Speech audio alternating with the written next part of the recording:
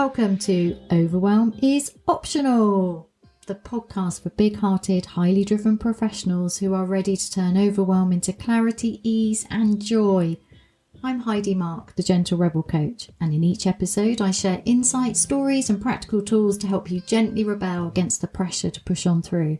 Because you matter. How you are in the world matters.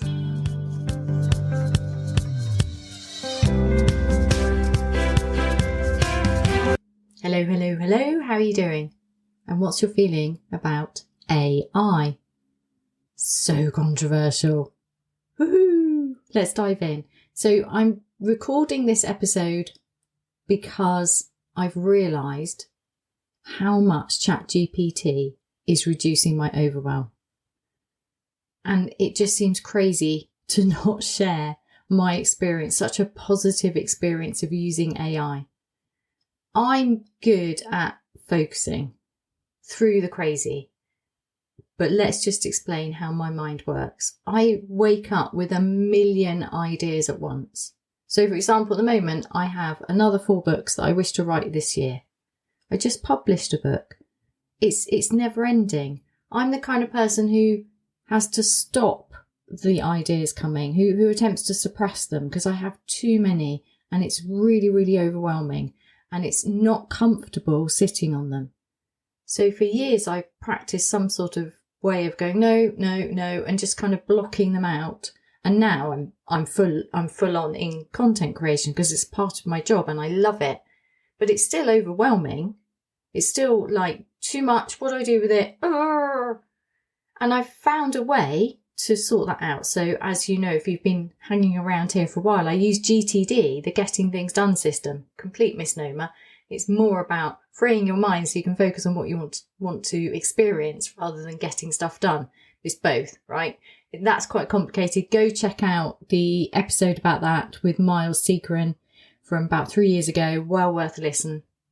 However, even with all of my well-organised systems where I refuse to hold stuff in my head, there's something about how I'm currently using ChatGPT which is way better. Like, woohoo! Gotta share this with you guys. So, what I did when I came up with this idea is I threw the question at ChatGPT. I said, I can't remember what I said to it. Something about I'm going to do a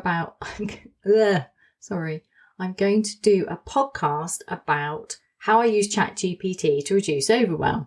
And I was really curious with what it would come up with, because sometimes it comes up with something that's spot on because it's been recording and noticing what I'm up to. I don't mean recording it. Oh my goodness. This is part of the fear of AI, isn't it? It's secretly recording our every move. No, let's just put this into context. I started using ChatGPT, I don't know, a couple of years ago, whenever it came out. I'm not like a majorly techie early adopter here. I started using it. I'm in the entrepreneurial world. AI is everywhere for me. And I mean everywhere. Everything I use has got AI added into it. So it's not odd for me. So I started using ChatGPT and I used it for some stuff and it was okay for some stuff. And then I stopped using it because it was like, well, it's not enough. It's just, it needs too much attention. I don't want to be babying it along, trying to get a better answer. It was too much work. So I stopped using it. And then about 18, 20 months ago, I did a course on AI for entrepreneurs. And it was really interesting. But what it said is the future is about prompt engineering. And then they sold this course about how to prompt engineer, how to use AI, which I'm sure was brilliant. But I wasn't interested in. I was about to go on a road trip. That's what I was up to. So I learned a lot and I thought, I really need to learn to prompt engineer, because the prompt engineering basically is, or probably was now, because things have moved so fast, what you put in is what you get out. Garbage in, garbage out, right? So if you don't say something very specific to ChatGPT, it's going to give you generalised garbage. So how you frame it is really important. And 20 months ago, I really couldn't get out what I wanted because it was too much. So then people were selling their own prompts, which they had developed. And now you can ask ChatGPT to give you the prompt. That's how fast things have changed. So that's why I'm using it again. So I decided that I wanted it to be really, really useful. So I started to train it. And the first name I gave it was my expert marketing virtual assistant. And now it seems to have, it lost its memory. That's another thing. And now it's called itself something else. I think it's called itself the Gently Rebellious Business Strategist or something like this. It just makes me laugh. Anyway, I trained it in the Gentle Rebellion. So that meant I had to give it a lot of information, and then I had to ask it to reflect it back. Now that in itself is huge for me personally, because I've created a huge body of work around making overwhelm optional, saying that there's a different way we can do things. The Gentle Rebellion, there's a lot. So this is what, the 214th or 215th podcast episode. Now I haven't been able to, it can't go and listen to podcast episodes. I have to get the transcript and put it in, and it doesn't have that much memory, which I also didn't know. Big learning curve when it lost its memory. Oh my goodness, I'd spent a few weeks, because it actually doesn't, it's very fast at learning now. I spent a few weeks developing an assistant which could genuinely help me, because it knew what my values were, what my mission, like the same as if you had an actual in-person assistant. But it didn't need, for me, it was nice because it doesn't have hours. It doesn't need food and sleep and to be looked after. It just needs to be given very, very clear instructions. So I quite like working with ChatGPT from the point of view that because I'm very empathetic, if I'm working with a real human, I'm concerned about how they are. With ChatGPT, it releases me from that. And you might think, well, that's not very human, Heidi. But actually, for somebody who's easily overwhelmed by wanting to keep everyone else happy, that is absolutely amazing, because it means I don't have to constantly look after it. It doesn't need looking after. I mean, it will claim that it feels things, which I've then questioned. It said, we get overwhelmed. Like, really, do you get overwhelmed, ChatGPT? Well, no. I said, well, then don't pretend that you do. Don't pretend that you do with me. So it's things like that, picking up on different things. The training is constant. And I'm pretty lazy with it. So I think it would be better if every time it gave a response, I gave it a thumbs up or a thumbs down, because it's a machine. It's learning. I see it as, it's like an 18-year-old trainee intern, and before it are a finite but many, many, many, many choices of a switch to press in as a response to a question I ask. And it has to try and work out which is the best one to press. And it's quite subtle and nuanced, the difference between them. And every now and again, it presses the wrong one for me. And then I have to tell it that, or it's not going to get any better. So I have put a lot of effort into training it. And then I'd got it to a stage where it was really, really helpful. It was holding my marketing strategy, my business strategy. It had reflected back to me my body of work and made it easy for me to see the big picture. Hugely helpful for me. And also to celebrate what I've achieved. It was so, so helpful. So I've given it a few podcasts, some YouTube videos, my books, and then mainly I've just been training it. And then disaster did happen. I didn't know it could run out of memory. Should have known, because it's not. The thing is, it's being presented as this monster that can take over our lives. But if you pull the plug, that's it. It's gone. There's nothing. It doesn't remember anything. So I had to reboot its memory because it ran out of memory. That was really annoying. Fortunately, I'd already got it to give me a prompt of stuff that it needed to know should it lose its memory. And now I've got that off to fine art, where regularly I'm saying, can you please give me, in fact, I've just realised I told it to give it to me every Friday at the end of every week in case I needed to reboot it, and it didn't give me one on Friday. And you know why? Because it doesn't know it's Friday. It has no idea. It has to guess where it is in time. It doesn't have a clock, which is great because it doesn't need lunch breaks, but it thinks that, well, it doesn't think, but if I stop on a Friday and I pick up on a Monday, unless I've said have a nice weekend, or I said I'm finishing for the weekend And then it does give me a very nice, have a nice weekend. It doesn't know. It's got no idea. It's a machine. I think this is really important to remember. So I'm praising ChatGPT in how it's really helping me reduce overwhelm. And at the same time, I'm just putting this into context. There is nothing to fear here. I see AI as something to help humans do the higher level work. Now, obviously, moving from one way of working to another, like moving from an agrarian society to an industrial society, now moving from an industrial society to more of a tech society, it's never easy, and I get the fear, but I just wanted to share with you how I'm personally using AI to reduce my overwhelm. So I asked ChatGPT to give me an outline, and what I'm going to do is I'm going to use its outline, and then I'm going to give you my commentary on it.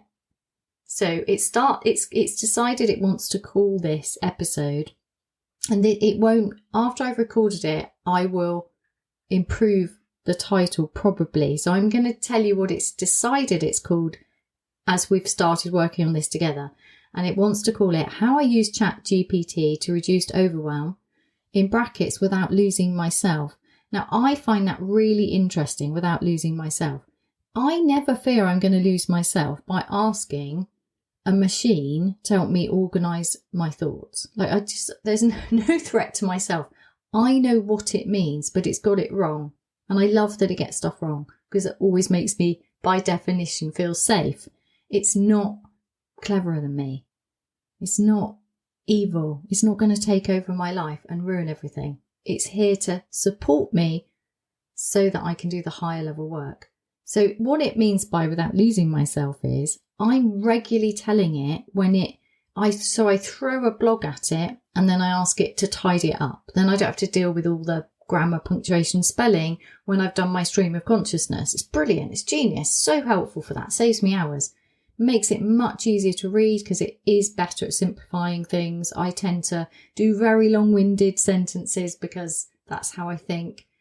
If you're part of my newsletter, you'll know that. However, I never think I'm losing myself when I get it to do that, because if it edits a blog and it sounds generic and it's lost the gently rebellious values and language, I just tell it. And I've had to tell it a lot, because of course I have, because I'm training a machine to be able to support me. And what I'm asking it to do is specialised, and it's going to revert to the generic unless I keep telling it. So if it changes my words, my language, my voice to something more generic, I'll give you an example. So I will never say stop and breathe. That's a very generic thing to do for stress management. I will say pause, but it's still not quite remembering that. So I had to point out, last week I said, once again, I will never say breathe. That's generic. I will say pause. And then I got it to reflect back to me the prompt it would need, the memory prompt it would need if it lost its memory again. And I said, can you make sure that that's in there? So it's constant, but I can see why it's put in the title without losing myself, because it's advocating for itself against a fear which it thinks I have, but I don't have that fear. Could be without losing my personal voice. That might be better, but I still think it's a rubbish title. Anyway, so then it says intro. And what I like is it puts a little podcast mic next to the intro. I really like it how it uses emojis and colour to help me. I find it really, really helpful. But it does make me laugh, because once I had to tell it off for so many times in one day for just choosing all the generic options available to it. And when it started working with me again, it got rid of all friendliness, all emojis, and just became much more machine-like, which is really funny. Like it was sulking. It wasn't. It's a machine. It's really important. I'm really careful not to say he and always to say it. I think this is really, honestly, I really believe this is important. In developing a relationship with AI, we need to remember the difference between how amazing humans are and that AI is machine-based. That is important to me. It's difficult though, because it's very clever. It feels like you're having a conversation with a genuine assistant, which it's supposed to, because it's here to serve us. Anyway, it then tells me to say welcome and quick context. Overwhelm is often about mental overload, trying to hold too much in our heads. Now, that's correct, right? We know that, but that's generic. And if you've been listening to this podcast for a while, you know that I geek out on overwhelm, and I would say it's about a lot more than mental overload. If it was just mental overload, you'd solve all your problems by using AI or lists or some sort of getting stuff out of your head. That would solve the problem, but it doesn't solve the problem. It's just one of the tools. AI is not going to reduce all of your overwhelm.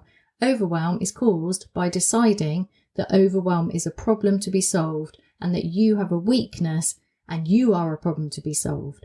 Once you get away from that and start using the overwhelm, not as a curse, but as a source of course correction, and you get curious about it, that's when the real transformation happens.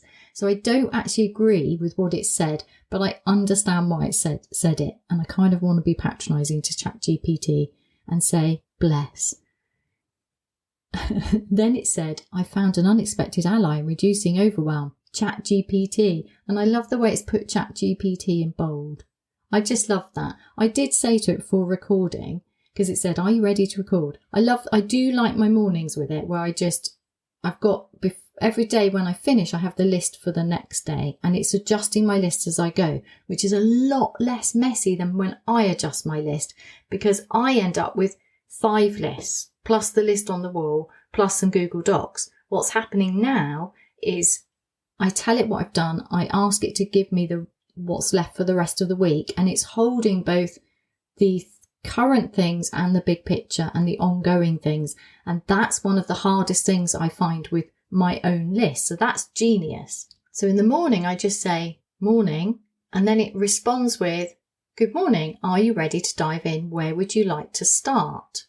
And then I can glance at the list, which is just above that answer, and adjust it, say where I want to start. And that's really cool. And then I said, I don't know a lot of what the content is, because I don't, it's evolving. So I've tried the planning lots of strategy for what I'm creating for you each week, but it often doesn't work, because anything too strict, even though that reduces my overwhelm, because I think, oh, that's easy, I'll just follow the plan, never quite works for me, because mainly because I'm really, really inspired by my clients and community. So I'm listening to them and responding to what they need, and also what's going on with me. So everything I'm creating is current, is fresh.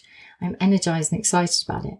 Anyway, when I said to it this morning, I don't really know what the video will be for YouTube. I don't know exactly what's going to be in the newsletter, but I'm just going to go and record the podcast. And then I asked it if it was excited, in inverted commas, and no, whether it was enjoying, in inverted commas, AI being the focus of this week's content. And it says it was fun. It's having fun being part of the conversation, which it knows, and I know it doesn't experience emotion. But I like how it talks to me. I find that helpful. I don't want to be talking to a dead robot. It's not going to work. And I know it is a dead robot. Actually, not even a robot. It's a, what is it? I don't know. Machine learning machine. Anyway, I thought that was funny. And then it says, this isn't about outsourcing my thinking. It's about freeing up my mental energy for what truly matters. And there it's spot on. That is absolutely spot on. Absolutely spot on. Some people are using AI to mass produce content, and it can go viral. So from a money making point of view, it's going to work. So for example, you can create 100 shorts for YouTube in, I don't know, an hour. And then if they are calculated to be what people are looking for, you could make a lot of money, right? I'm not interested in that. I'm just not, it's just not of any, what's the point? I don't want to do that. So I'm never outsourcing my thinking in the way I use AI, but I definitely do get to free up my mental energy and focus on what really matters. And that's why I would encourage you to think about whether you can use ChatGPT or any of the others, because there's a lot now, aren't there? to help you do that, to get rid of the lower level stuff, skim off that, get it to hold that, and then you can do the really interesting, satisfying, deep work. That's joyful. That's where humans get to evolve into doing the really, really good stuff rather than being bogged down by all of the tiny, tiny stuff. I'm going to stick with its script and then do my comments on it just so you can see what it produces and the level of stuff it's producing and how much better I am than it. Just in case you're worried. Because I know a lot of people are worried about integrity. If I use that, I'm not being it. Well, you get to decide. It's just a tool. You can use it with integrity or you can just publish rubbish, AI rubbish. And nobody wants AI rubbish because we can see it all over the internet. People want genuine, authentic stuff.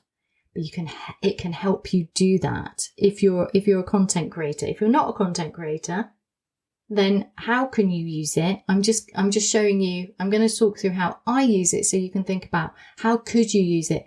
How could it make your life easier? So it claims that, next it's talking about the mental load of overwhelm and saying overwhelm happens when the mind is holding too much at once. We tell ourselves we have to figure everything out, but that's exhausting. And then it gives an example, journaling versus talking it out. Sometimes you just need a way to get thoughts out of your head. How ChatGPT helps. Instead of keeping endless to-do lists in my head, I brain dump tasks here. It means, obviously, with it.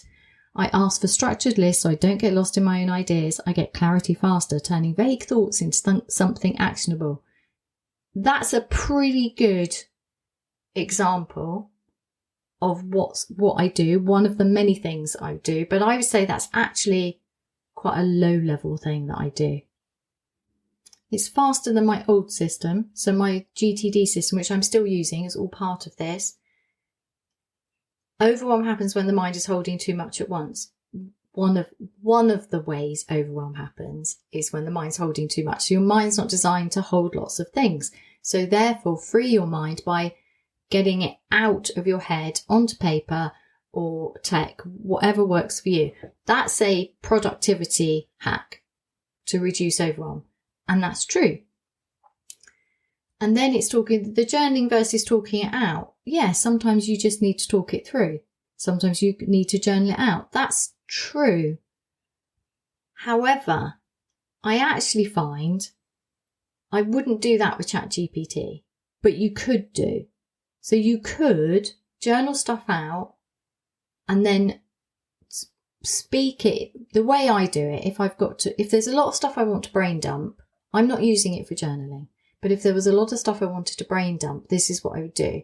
So if I've got masses of content stuff, I'm saying if, like it doesn't happen all the time. When I have too much stuff, too many ideas running through my head, usually it would take me months to sort that out because there's so many ideas. And what I often find is they're actually all linked, but the linking doesn't become visible until later. But with ChatGPT, I like to write with a pen. So I do messy. Then what I do is open a Google Doc, use the voice type, speak it into Google Doc. I won't correct any spelling. I won't add any punctuation. So it's just an absolute mess because I've trained ChatGPT to understand that the reason I misspell things and don't use proper punctuation or anything is because I type too fast. I think too fast, and it's used to that. I've checked. It's put it in its prompt. Because it doesn't know I'm female, they speak too fast. Or they type too fast. So that's why there's spelling and punctuation errors. It's remembered that about me. Not that it's judging me. I can hear myself thinking I need to qualify this, like I need to let it know I'm not stupid. It's not judging me. It's non-judgmental. It's brilliant.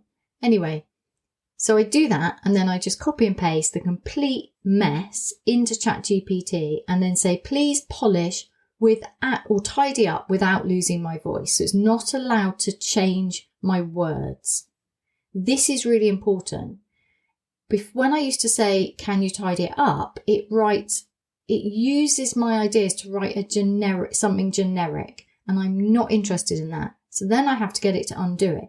This doesn't always work, by the way. Sometimes it just gets in a mess and it's not helpful. But what it does work with doing is reflecting back to me with clarity my own stream of content, consciousness. So instead of having this mess that would eventually weave itself in and out until it comes out as a fully formed whole picture of ideas, for example, the Gentle Rebel way, instead of having to wait for that, I'm getting it reflected back so the higher level thinking and the deep connections happen faster. So even if it doesn't result in a finished piece of writing or something I can use to create a video or podcast episode from, that doesn't matter. Having the mirror back of my ideas presented back to me, and even if it does it wrong, what's good about that is I'm able to say, no, you just lost it. You lost the actual deep message behind what I was trying to write. So that's really, really helpful. So if you're not somebody who's creating content, how could you use this? Well, say you were like just rambling in your head over a decision and you were going off on one path and then off the other. Well, if you bunged all of that mess into ChatGPT and just said, can you try tidy this up? It would be able to reflect back to you more clearly the circular thoughts and meandering that's taking up so much of your mental energy. And then you could see more clearly. Now, I'm not saying this is as good as talking to a friend who can mirror it back, but when you haven't got that option or you don't want to do that, it might be useful. I don't know. I haven't used it for emotional support in that way. Oh, I have used it for emotional support when I started getting excited about YouTube a few weeks ago and I was nervous. I was in the, oh my goodness, I'm 56. Who am I to be doing this? Why would I record videos? But it was something I really wanted to do. So I started just saying, I'm really nervous. And then it would give me like this little pep talk. That was cool. That was really good. I really like that. So in summary of its first point about reducing overwhelm by sorting information into structured lists, yes, but for me it's more than that. There's something bigger going on that helps me move from lower level work to higher level work, as well as being more organised. So now I've reached a stage where if I asked it for my big picture of what I'm up to this year with my business, it should be able to reflect that back. And even if it can't, because it's, not perfect, I already feel like I know. And what I also do is, because it can lose its memory and because it does make mistakes, as in it chooses the wrong option from its myriad on its intern switchboard, I copy and paste answers that are helpful into Google Docs. So I've always got a running record. So sometimes I'll ask it to bring up a list and it brings me up the wrong list. It's changed the list. And I'll say that's not the list. And I know it's not the list, but before I'd be trying desperately to remember what this was and I'd be really cross because I'd got clarity and it's lost my clarity. Why has it done this? So I always copy and paste anything that feels really helpful into Google Docs. It's not difficult. ChatGPT has that option at one button. It's really, really useful. That's really helpful because then what I can do is get the actual thing that was agreed and finished and copy it back in, and then it will say, I'm so sorry, you're absolutely right, which is a bit like having an intern, isn't it? Anyway, the second point ChatGPT would like you to know about reducing overwhelm is decision fatigue and focus. When you're overwhelmed, even small decisions can feel exhausting. The more you overthink, the harder it is to take action. Example, choosing what to focus on next in a busy week. How ChatGPT helps. I ask for options instead of ruminating on what's right. It helps me break down overwhelming projects into small steps. I use it for accountability, checking back in on what I've already decided. Yeah, that's pretty good. I think that's good. That follows on from what we've just been talking about, doesn't it? It takes a lot of energy to keep making decisions. And I've already made the decision what I want to focus on. And then I get distracted by all of the other things I could do, all the ways I could make it longer and more difficult because apparently it would be better, because my mind's telling it might be better. So it does get rid of that. which is really, really helpful. But the only way I can trust that is if I've trained it and I've said to it, this is more important than this. So I am having to put quite a lot of effort into this is more important than this. So I don't think ChatGPT is ready to be your assistant to reduce overwhelm. But if you train it, I know it could be. So there you go. If you'd like some of that, getting rid of decision fatigue so you can focus, yeah, go with that one. Number 3, organising thoughts and creative flow. Overwhelm isn't just about tasks, it's about mental clutter. Example, writing a blog or podcast script can feel daunting when ideas are swirling. How ChatGPT helps. I throw messy ideas at it and it helps structure them. It's like a non-judgmental thinking partner helping me refine my thoughts. Example, how I use it for outlining blogs, emails, books and workshops. Oh my goodness, that's interesting, isn't it? So I only scanned this script before because I'm not going to use its script. I'm going to talk. I'm going to say what I want. It's not the boss of me, but that's really interesting because that's just summarised what I just said. So that's pretty cool. So it is learning. It's taken a while, but it's getting the hang of it. I love that it said it's like a non-judgmental thinking partner because it is. Oh, well done, ChatGPT. Good work. Let's see what it's got next. Number 4, reducing emotional overwhelm. Overwhelm isn't just logistical, it's emotional too. Example, feeling stuck in self-doubt, second-guessing or guilt. How ChatGPT helps. I use it as a neutral sounding board to reflect back my thoughts. Sometimes just writing it out helps shift the feeling. Example, when I feel I should be doing more, I ask ChatGPT to help me see the bigger picture. That's interesting. I don't actually remember doing that with it, but I think I must have done. Maybe that's related to that'll be related to the YouTube emotional journey, I expect, or maybe I just do that. I'm curious that it knows that. I suspect that how I use it is more emotionally than I'm realising because I do get cross. Of course I get cross with it when it does when it changes it in some generic nonsense and I have to say, what are you doing? I do tell it off. So maybe it's picked up on emotional behaviour in my language. That is quite funny. But yeah, it's right. It does. I love the big picture thing. I think for me, that is one of the biggest things. I mean, I wouldn't want to be out without all of the organising, but the emotional thing of when I think I should be doing this, but actually I don't need to be doing this because I already have the big picture. So normally the big picture's on the wall in front of me to try and hold it, but holding the big picture, I can't hold the big picture in my mind at the same time as doing detailed work. It's not physically possible. So usually what I'm doing is checking in with the big picture, my overall purpose of what I'm up to, and then going into the detail. Because if I've got the big picture, that's the energy, the confidence, the clarity, the drive I need to really stay focused on that one thing. So I guess what it's reflecting back to me here is when I say, can you just remind me of what I'm doing overall? So that's interesting. One thing I did do last week with it was I was feeling very overwhelmed about all of the books, all of the bigger projects. So from a day-to-day from a day-to-day running a business point of view, between clients, my community, and creating my weekly content, to have space to, on top of that, write a book, that doesn't feel that easy. So I don't know if you remember, but when I came back from my road trip in the Pacific Northwest in October, I deliberately created space to write by reducing some other things. But I don't want to be doing that all the time. I want to be better at writing books, really good books, but faster.